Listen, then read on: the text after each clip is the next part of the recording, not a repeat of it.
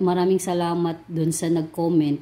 Nagtanong what if kapag daw na-discover yung lost units at 98% and yung work in process ending ay 70% completed.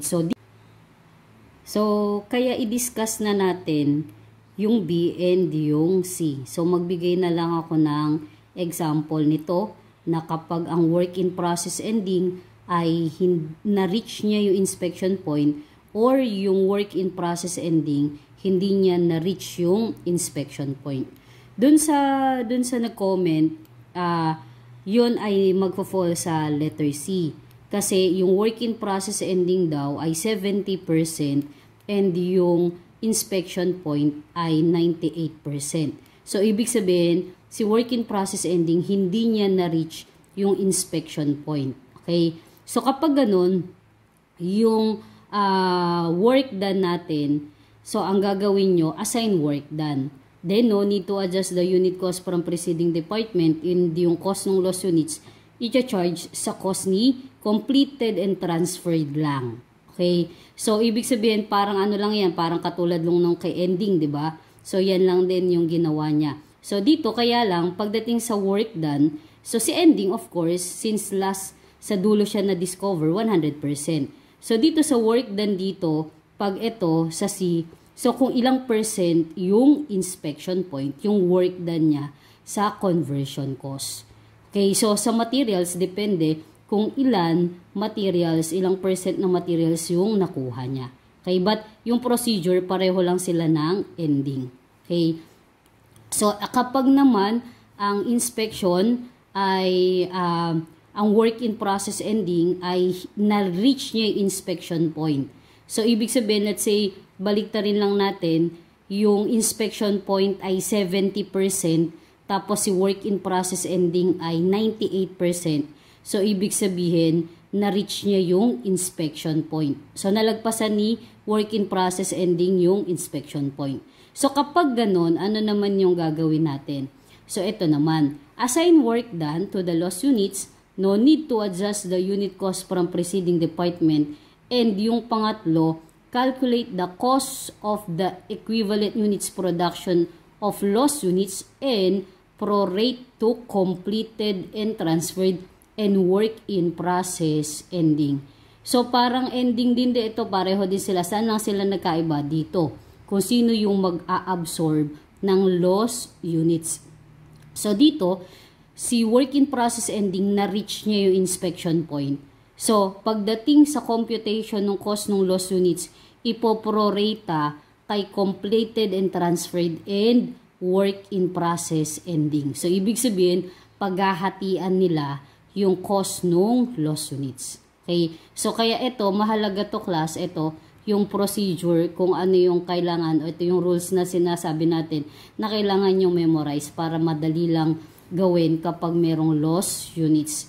So, nagiging mahirap lang kasi yung lost units kapag hindi mo alam kung, una, kailan na-discover yung lost units and kung ano yung gagawin natin kapag na-discover yung lost units. Okay? So, kaya ito, mahalaga, kailangang i-memorize nyo sila.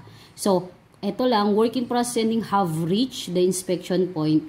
So, ang mag-a-absorb IC, completed and transferred, and work in process ending. Kapag naman ang work in process ending have not yet reached the inspection point, ang mag-a-absorb lang ay si completed and transferred. Okay. So, ito yung example kapag ang work in process ending na-reach niya yung inspection point. So, paano natin masasabi na na-reach ni work in process ending yung inspection point? Okay. So, for example, ito, nung start, meron tayong 50,000 units. So, beginning, meron tayong 50,000 units. So, ibig sabihin, yung 50,000 na yan, yun yung nag-proceed. So, hanggang 70% nung process, nagkaroon tayo ng inspection point. So, nung nag-inspect, nalaman natin na meron daw 1,000 units dyan, yung lost units. Okay? So, kailan nagkaroon ng inspection point? 70%. So, yung na-inspect dyan, 50,000, ito. So, nung nakita niya na merong 1,000 dyan na lost units, so ibig sabihin, ang nag-proceed na lang dun sa sumunod na process ay 40,000 units. So pagdating ng 98% ng process, so makita naman meron daw tayong hindi mako-complete. Yung work in process ending natin na 4,000. So ibig sabihin, naiwan si 4,000 dito, si work in process ending sa 98%. So ang nag-proceed na lang ay 45,000 units. Kasi ito 49, nung nagkaroon nung napunta sa 98%, 4,000 daw yung hindi mako-complete. So naiwan si work in process ending. So ang nag-proceed na lang ay 45,000. So yung naka-reach na lang dun sa end ng process ay 45,000. So itong 45,000, ito yung completed and transferred. Okay? So kapag ito, so makita ninyo, yung inspection point kailan? 70%. Kailan kailan na si work in process ending ay ilang percent completed? 98%. So ibig sabihin, si work in process ending na-reach niya yung inspection point. Tama? Kasi itong 4,000 na to, kasama pa yan sa 50,000 dito eh. 'Di ba? Wala pa tayong idea yung 50,000 na to kung ilan ba dyan yung completed and work in process ending. So basta nung 70% na, nakita natin na meron tayong lost units na 1,000. So naiwan si 1,000 dito. So ang nag-proceed na lang ay si 49,000. So ibig sabihin, nung ina-inspect, kasama pa sa na-inspect yung work in process ending. Kasi nandito pa siya sa 49,000. Hindi pa natin alam kung ilan dyan yung completed and transferred and work in process ending. Kailan na lang natin nalaman kung ilan yung ending dyan tsaka completed.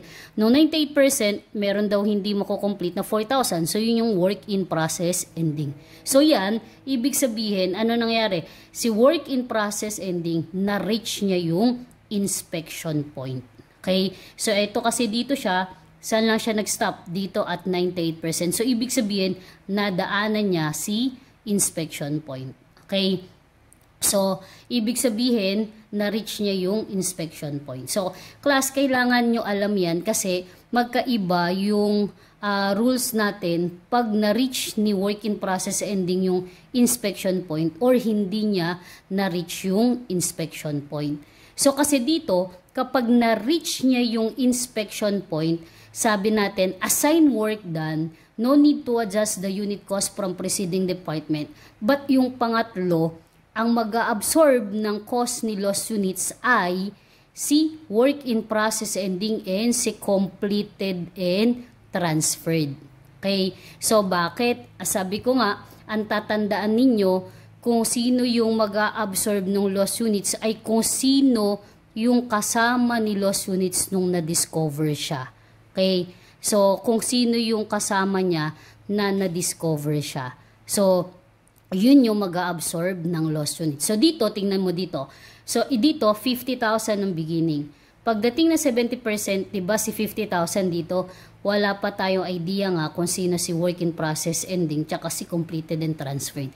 So, sino yung kasama niya nung sa inspection point? Sino kasama ni lost units? So, di ba si completed and transferred and work in process ending pa.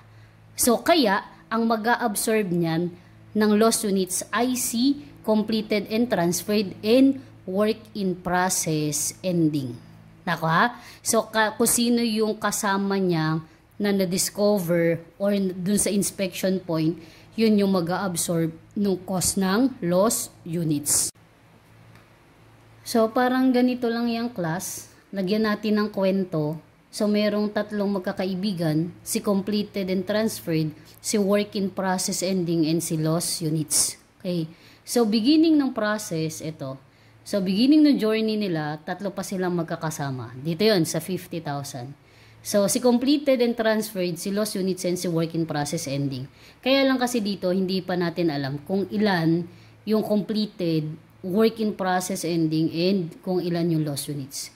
So, naglakbay silang tatlong magkakaibigan, masayang-masaya sila, hanggang pagdating ng 70% ng process, ng journey nila, nagkaroon na inspection point.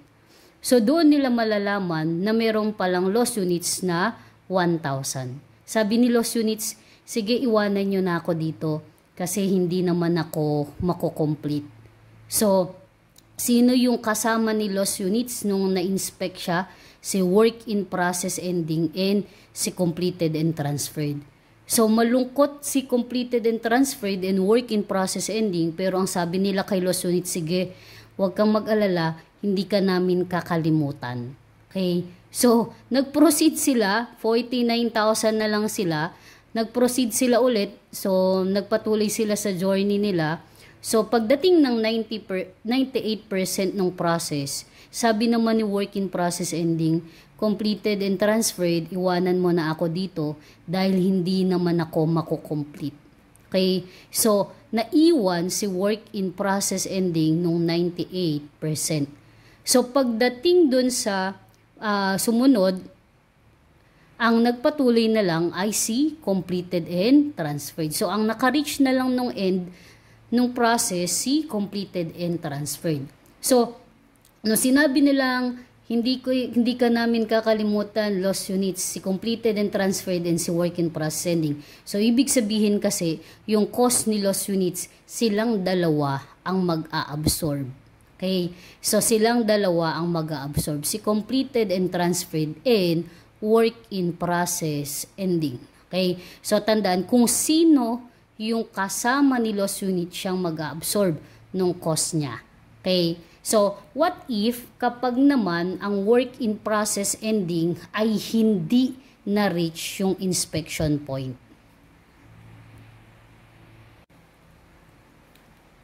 So, ganito naman, kapag ang work in process ending have not yet reached the inspection point.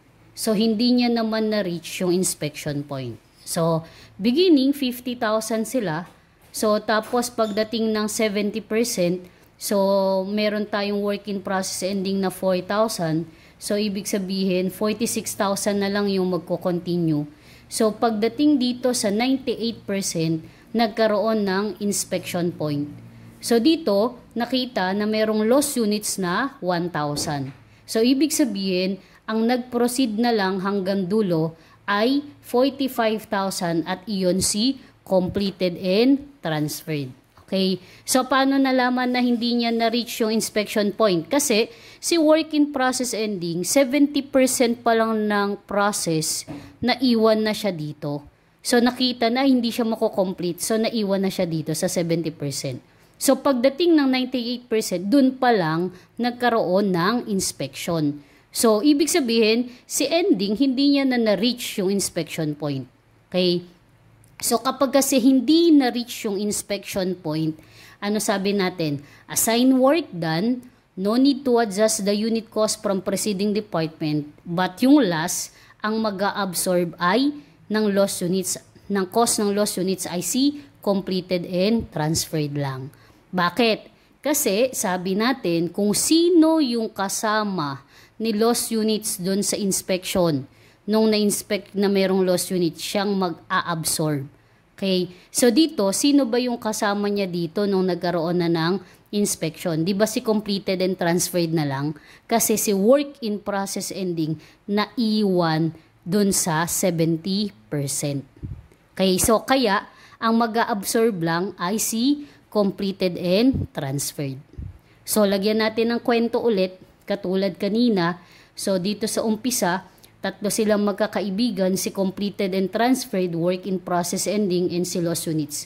So, nag-umpisad sila dito. So, masayang-masaya silang tatlo. Pagdating ng 70%, sabi ni work in process ending, maiwan ako dito kasi hindi ako mako-complete. So, ang naiwan si work in process ending dito sa 70%. So, ibig sabihin, ang nag-proceed na lang ay si completed and transferred and yung loss units. Okay? So, naiwan si work in process ending. So, pagkadating ng 71% hanggang 98% ang magkasama na si completed and transferred and loss units. So, masayang-masaya lalo sila kasi naiwan si work in process ending. So, pagdating ng 98%, doon makikita na meron palang loss units na 1,000. So, sino ang kasama ni loss units? Si completed and transferred lang. So, kaya ang mag-a-absorb ay si completed and transferred. Pwede bang sabihin ni loss units, kay work in process ending. Work in process ending, samahan mo naman ako doon sa cost ko. So, ang mag-absorb ay si work in process ending and si completed and transferred. So, pwede bang i-absorb mo din yung cost ko, work in process ending? So, ang sagot ni work in process ending, teka, bakit naman ako kasama sa mag-absorb ng loss units mo, ng cost ng loss units mo? Sino ba yung kasama mo nung na-discover na loss units ka? 'Di ba si completed and transferred? 'Di ba masayang-masaya nga kayong dalawa? Okay? So, ibig sabihin, kay completed and transferred ka, magpa-absorb. Iniwan nyo nga ako at 70% eh. Okay? So, ang mag-absorb lang ay si completed and transferred. Okay? So, yun yung work in process ending have not reached the inspection point. So, kasi dito, ang mag-absorb ay si completed and transferred. Kaya mahalaga din dito kung kailan yung inspection point at kung ilang percent yung work in process ending.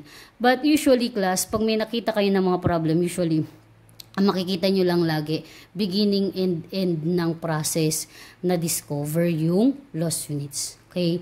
So, but if ever na may ma-encounter kayo na ganyan, so at least alam nyo kung paano siya gagawin. Okay? So, ito, yung work in process ending have not reached the inspection point. So, pareho lang sila ng process ng kapag na-discover at the end of the process. Kasi si completed and transferred lang. Magbabago lang kapag yung reach the inspection point. Kasi nagkakaroon na ng computation ng cost ng loss units at ipoprorate natin kay completed and transferred and work in process ending.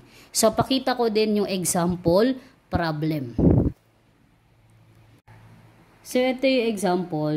TF Corporation uses process costing. So, in Department 2, conversion costs are incurred uniformly throughout the process. So, materials are added 30% at the start of the process and 70% following inspection, which occurs at 90% stage of completion. O, hinimatay na. Bakit? Nakita na madami ng percentage. So, 30% ng materials nilagay at the beginning of the process. Yung natitirang 70% nilagay at 90%. Okay? Kung kailan nagkaroon ng inspection. Okay? Yun lang ibig sabihin, no? Okay? So, normal spoilage is discovered during the inspection and is expected to be 5% of good units, lalo nang hinimatay. Kasi yung loss units hindi given, but ikaw yung magko-compute. Okay? So, 5% of good units. So, the following information relates Department 2 for the month of March. So, ito 12,000 units received. Ang cost niya daw ay 84,000. And yung units completed and transferred, 9,000. Then, yung units in process ay 2,000. Okay? So, pag tinignan mo dito, 12,000 ito, tas 11,000. So, ibig sabihin may loss units na 1,000. But tingnan muna natin, yung loss units ba na yon ay normal and abnormal or normal lang. Kasi sabi niya dito, 5% daw yung normal. So, 5% of good units. So, ano ba yung good units, no? So, kapag kunyari, let's say, nakita mo, let's say, yung na-compute natin, kunwari lang, yung good normal daw ay 700. So, ibig sabihin, kahit na hindi sinabi na yung 300 ay abnormal. So, ibig sabihin, yung natitira ay abnormal. Okay, so ganun siya So, or kaya, baliktad naman, abnormal loss units naman yung given, tapos kulang pa rin pag kinumpute mo yung units to account for and accounted for. So, ibig sabihin, yung natitira naman ay normal. Okay, so pag sinabi natin good units class, ito lang tatandaan nyo. Yung good units, yun yung mga goods na na-reach yung inspection point. Okay? So, ibig sabihin, dumaan sila sa inspection point. Okay? So, yun yung good units. So, pwede kasi si completed, of course, automatic siya ay good units. But si work in process ending, so, pwede natin siyang masabing good units siya kung na-reach niya yung inspection point. Ibig sabihin, nalagpasan niya yung inspection point. Pero kung hindi niya nalagpasan yung inspection point, hindi natin siya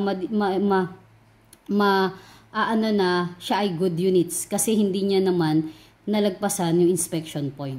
Okay? So, hindi natin siya mako-consider na good units. Okay, so yun lang yun. So tingnan natin pag nilagay muna natin doon sa drawing para hindi kayo mahirapan.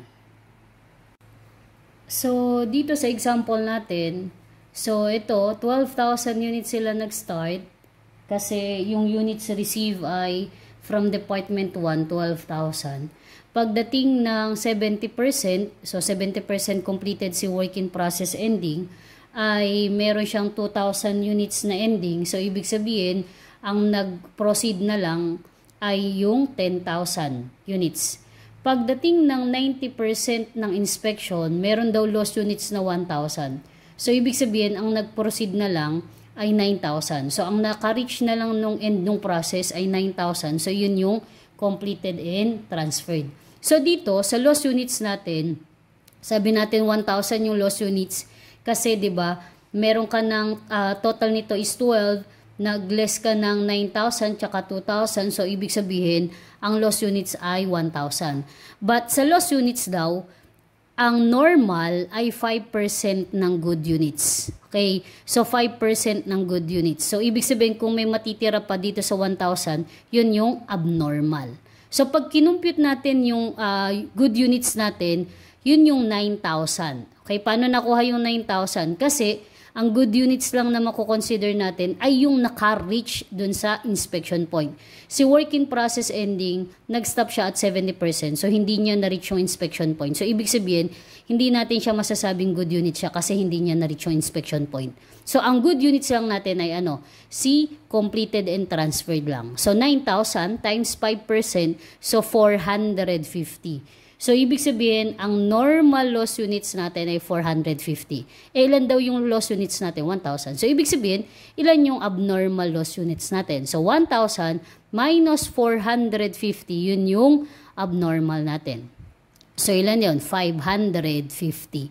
So, dito sa problem na to, meron ng normal and abnormal. Okay? But may mga problems naman na given na agad kung ilang units yung normal and abnormal. So, dito, if ever na meron kayong makita, good units, so ibig sabihin, tandaan ninyo kung sino lang yung naka-reach ng inspection point, yun yung makukonsider natin na good units. Okay? So, lagay ko lang yung abnormal dito ay ilan? 450 ang normal, so it means ang abnormal ay 550. So, ang abnormal ay 550. Paano nakuha yung 550? 1,000 minus yung normal na 450. So, ang abnormal ay 550. Okay? So, yan, pwede na nating ilagay sa cost of production report. So, ibig sabihin, pagdating sa cost of production report, dalawa na yung maisasama natin sa computation ng equivalent units of production, si abnormal tsaka si normal. Okay? So, teka lang. Kung ang inspection ay during, 'di ba? During. So tingnan natin kung na-reach ba ni work in process ending yung inspection point or hindi. Kasi yung rules natin, 'di ba? Kapag na-reach yung inspection point, kasama siya sa mag-absorb. Pag hindi siya kasama sa inspection point, so ibig sabihin hindi siya kasama sa mag-absorb ng cost ni loss unit. So ito, kailan na-discover si loss units at 90%? Kailan kailan lang percent completed si work in process ending? 70%. So, ibig sabihin, si work in process ending have not yet reached the inspection point. Hindi niya na-reach yung inspection point. So, kung hindi niya na-reach yung inspection point, anong gagawin natin? Assign work done, no need to adjust the unit cost from preceding department, and sino ang mag-absorb ng cost ng loss units natin? Si completed lang. Okay? Sino yung mag-absorb ng cost ng loss units na normal? Si completed lang. Kasi si abnormal, naka-report siya as factory overhead cost. Diba? Factory overhead control. Okay? So, ayan, pinagsama na natin na mayroong normal and abnormal. So, lagay na natin sa cost of production report. So, ito kapag nilagay na natin sa cost of production report, total units to account for. So, work in process beginning 0, units received 12,000. So, total units to account for 12,000 units. While total units accounted for, si completed and transferred ay 9,000, work in process ending ay 2,000. So, ang loss units natin normal 450 and yung abnormal 550. So, ang total units to account for ay 12,000. So, teka lang, hindi yan tuta. So, yung total units accounted for, 12,000 units. So, kasi dapat ito ay, ang total niya ay 12,000. So, pag nilagyan na natin ng EUP ng conversion cost and materials, so completed and transferred always 100%. So, 100% as to materials and 100% as to conversion cost. So, conversion, ang work in process ending, kailan siya kailan siya, ilang percent siya completed? 70%. Kaya 70% yung conversion.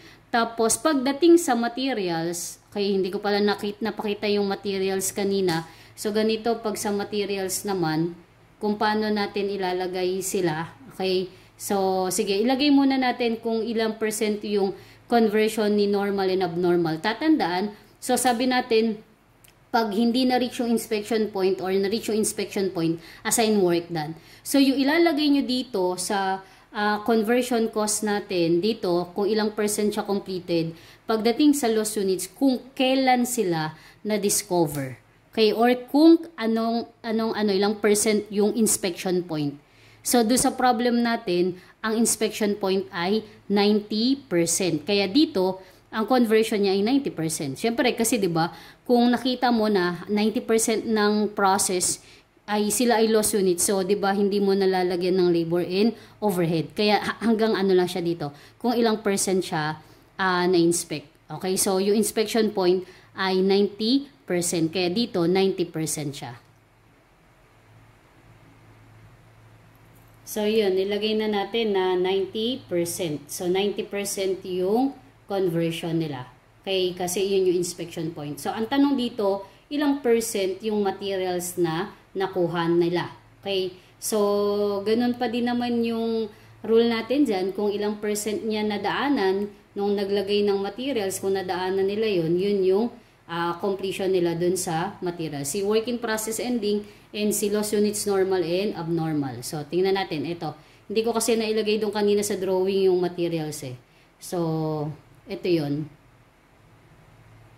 Okay. So, pagdating sa materials, ito yung sabi, 30% ng materials inad at the beginning of the process. Okay. So, ibig sabihin, itong 12,000 na to, lahat sila naka-receive ng 30%. Si work in process ending and si loss units. Bakit? Kasi naabutan nila sa beginning pa lang. But pagdating ng 70%, anong nangyayari kay work in process ending? Nag-stop siya. Okay, so naiwan siya kasi hindi daw siya makukomplete. So, kailan daw nag-add ng 70% pa na materials? At 90%. Okay, following inspection. Okay, so ibig sabihin, yung 70% na to, na materials, saan kailan nilagay, kailan inad, at 90%, following inspection. So, ibig sabihin, ano muna yung nangyari? Inspection muna bago ka nag-add ng materials.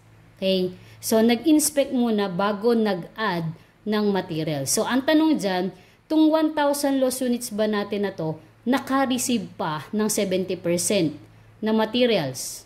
So, ang tanong, naka-receive pa ba na 70% yung loss units natin? Hindi na. Okay? So, kasi sabi niya, nag-una muna yung inspection bago nag-add ng materials. So, ibig sabihin, nakita muna na sila ay loss units. So, kung nakita na loss units sila, lalagyan pa ba sila ng materials? Siyempre, hindi na. Alam mo na loss units sila eh. So, hindi mo na lalagyan ng materials na 70%. So, sabi dyan, diba, sa problem, ano sabi dun sa problem? Ang sabi sa problem, so, materials are added 30% at the start of the process and 70% following inspection, which occurs at 90% stage of completion. So, following inspection, so, nagka-inspection muna bago nag-add ng materials. So, ibig sabihin, ilang percent ang normal and abnormal natin as to materials? Ilang percent lang? 30% lang. Hindi na nila nakuha yung 70% na materials. Okay, so 30% lang. So, kaya pagdating dito sa cost of production report, ang materials ni normal and abnormal ay 30%. Okay, so 30% lang kasi hindi na nila nakuha yung 70% pa na materials. So, compute natin yung EUP ng materials and conversion costs. So, yung EUP ng materials, so completed and transferred 9,000, then work in process ending ay 600. Yung normal, 30% of 450 ay 135. 30% of 550 ay 165. So, total, EUP natin for materials ay 9,000. While yung conversion, 9,000 yung completed and transferred. Work in process ending 70% of 2,000, 1,400. 90% of 450, 405. And 90% of 550, 495. So, total, EUP ng conversion ay 11,300. Okay? So, anong nangyari? Sabi natin, work in process ending have not reached the inspection point. Assign work done. So, ito yun. Assign work done do sa loss units natin. Yung pangalawa, no need to adjust the unit cost from preceding department. So, no need to adjust the unit cost from preceding department. Then, yung pangatlo, yung mag-absorb IC completed lang. Okay? So, yung cost, yung total cost to account for naman and total cost accounted for. So, pagdating sa total cost to account for, so cost from preceding department, 84,000. And yung cost added natin, materials, 19,800. And conversion cost, 45,200. Pag inad natin, ang total cost to account for ay 149,000. So, para makuha natin yung unit cost, i-divide lang natin yung EUP nila. Sa materials, yung EUP na 9,900, kaya divided by 9,900 yung cost ng materials. Ang conversion cost divided by 11,300. Okay? So, itong cost from preceding department, ilang units yung i-divide natin dyan. So, ano sabi natin? Work in process ending have not reached the inspection point. So, assign work done, ayun na yun. Tapos, pangalawa, no need to adjust the unit cost from preceding department. So, dito, ang ilalagay lang natin, since wala pa tayong work in process beginning dyan, at wala pa tayong method din kung average and FIFO. So, ito, i-divide lang natin ng units received. Okay? So, pero kung weighted average yan, ang denominator nito, di ba, units received plus work in process beginning. Pero kung FIFO, units received lang. Okay? So, di ba? Pero kung beginning na discover yung loss units, di ba? Units received minus yung loss units. So, since ito, na-discover during, and sabi natin, hindi na-reach yung inspection point ni work in process ending, so, ibig sabihin, no need to adjust the unit cost from preceding department. So, ano lang yung ilalagay mo dito? Units received lang. Okay? So, tandaan, wala pa tayong beginning dyan eh. Tsaka, hindi pa natin nilalagyan kung average or FIFO. Okay? Kung average, sabi ko nga, plus beginning. Pero kung FIFO, wala nang beginning, units received lang. So, lagay ko na dito yung units received. Diyan maraming nagkakamali. Kaya binaks ko yan. Ibig sabihin, diyan kayo mag-ingat. So, ibig sabihin, tandaan nyo kung ano yung dapat ilagay dyan. Okay. So, ang unit cost, ito, ng preceding department. So, 84,000 divided by 12,000, 7 pesos. 19,800 divided by 99, so 2 pesos. And 45,200 divided by 11,300 equals 4 pesos. So, total unit cost ay 13 pesos. Okay? So, yan yung total cost to account for. So, yung susunod natin ay total cost accounted for. So, assign work done. Diba? No need to adjust the unit cost from preceding department. Okay? So, since normal ito, ano sabi natin? Sino mag-absorb ng loss units niya? Hindi na-reach yung inspection point, so ang mag-absorb lang ay si completed lang. Then, yung abnormal, i-record natin as factory overhead. Okay, so factory overhead control. Okay, so yung sunod ay total cost accounted for naman. So, ito yung total cost accounted for. So, kuhanin muna natin yung cost ni completed and transferred. Sabi natin, kapag work in process ending have not reached the inspection point, assign work done, no need to adjust the unit cost from preceding department, and Sino mag-absorb ng loss unit? Si completed and transferred. Kaya pag tiningnan ninyo yung computation ng cost ni completed and transferred, ito, 9,000 units times 13. Ito yung total completed units natin times yung total unit cost na 13 pesos. So ito, 450 times 7, 135 times 2, 405 times 4, i-add natin yung cost na yan yung cost ni loss units normal. Okay, so ito yung ito yung cost from preceding department, ito yung materials, ito yung conversion cost. Okay, so yan, i-add natin. Pag tinanong sa inyo kung magkano yung cost ni loss normal, ito lang yon, yung 450 times 7, 135 times 2, and 405 times 4. So yun yung cost ng loss units normal natin. So magkano yon? 450 times 7, so plus 135 times 2. Okay, so M plus, tapos 405 times 4, so equals M plus. So ang total cost ni loss units normal ay 5,040. Okay, so 5,040. Pag ang tinanong ay cost lang ni loss units normal. So pag inad natin yung cost ni completed, dito yung 9,000 dun sa taas. So 9,000 times 13, so 117. So dagdag natin dun sa cost ni loss units. So pag ni-recall natin 122,040. Ano yan? Yan yung cost ng completed and transferred. Huwag kakalimutan, yung cost ni normal ay kasama sa cost ni completed and transferred. Okay? So, 122,040.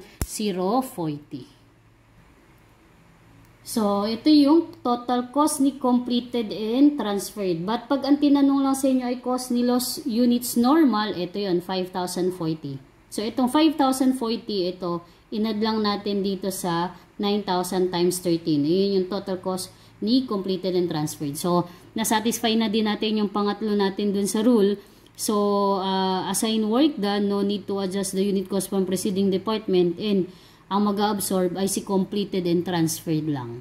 Okay? So, pagdating kay work in process ending, so katulad lang din nung di ginagawa natin, ganun pa din. So, magkakaroon lang dito, huwag kalimutan, meron tayo namang abnormal. So, recorded siya or ilalagay natin siya as factory overhead control. Okay? Yung abnormal loss units. So, pagdating naman kay abnormal, ito, factory overhead control naman siya. 550, ito yung cost from preceding department times 7. 165 times 2, ito yung materials. 495 times 4, yan yung conversion cost naman. So, total cost ni abnormal loss units ay 6,160. So, recorded siya sa factory overhead control.